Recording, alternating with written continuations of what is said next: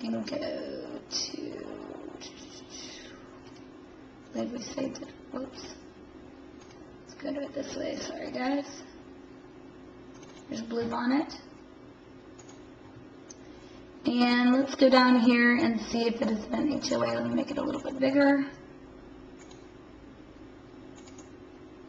so you guys can see what I'm talking about.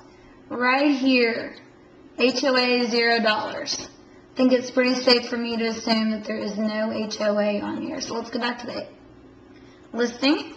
We're going to hit an N for no.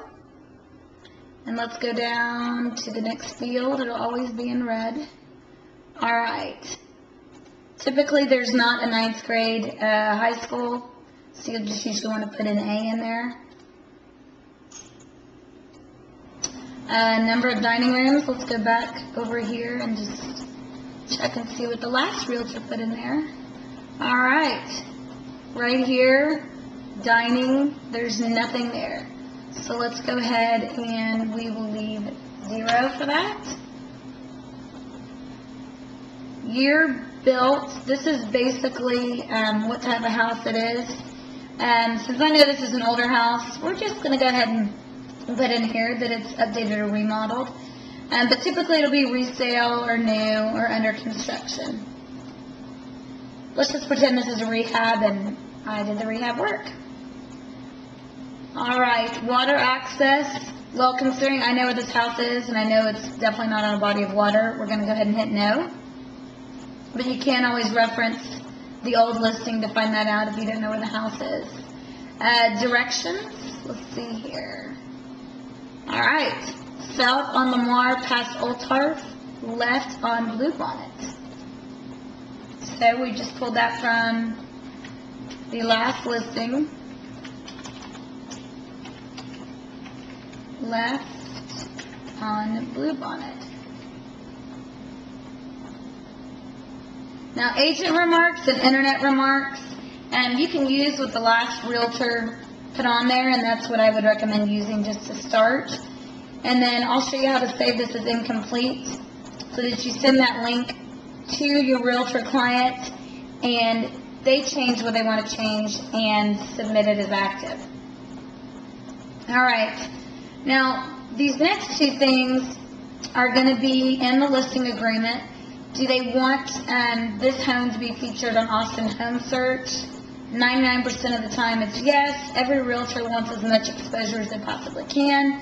Do we want it on Realtor.com? Yes. IDX? Yes, that basically is the link that all realtors can use for the public to search the MLS. That's IDX right there.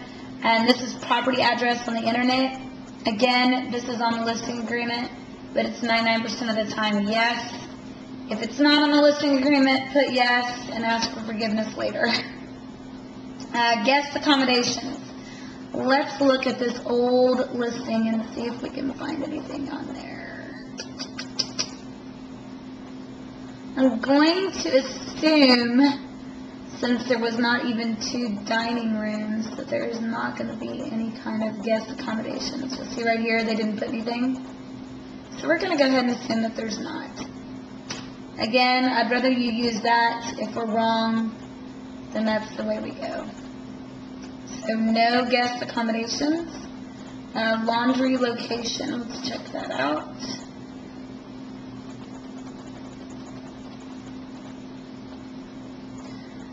Okay, was not filled in before, so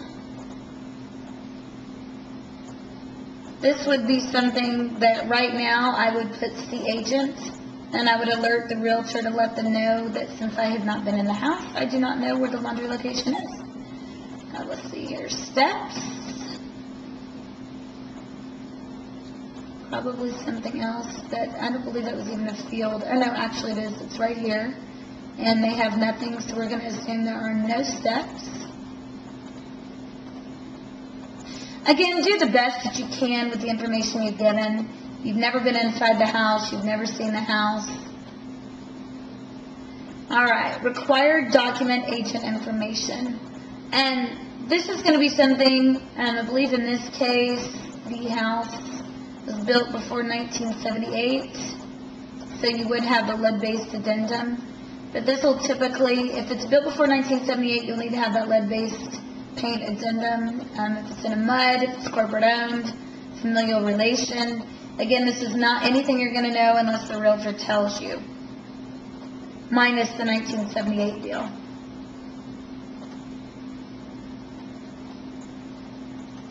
Scroll on down. Our list date is going to be today. Okay. And expiration date and list date will both be in the listing agreement. We're just going to make ours a little month listing here. Typically, they're anywhere from 90 to 120 days. Subagent is typically in percent. And most days, subagent is 0. So if you don't know, this is what you put. Buyer agent is typically 3%. But again, all this information will be in the listing agreement, the subagent and the buyer's agent percentage. Show instructions should be in the listing agreement. Most common is call first go, and that basically means that the realtor is supposed to call first. If they don't get a hold of the seller, they leave a message, and then they go. Lockbox type is going to be just a regular lockbox. That's the most common. It is a super lockbox where the realtor is able to track the showings. Access instructions just came up with the show instructions, and that is going to be key and lockbox, definitely most common. And lockbox location is typically door front. Again, these might always be different. Alright, so we have 0 fields here.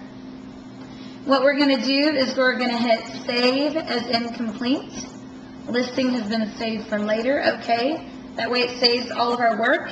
And we're going to email Joe the realtor and let him know that his listing 2507 Blue Bonnet is in the MLS. He needs to review it and then make it active. Alright, thank you very much.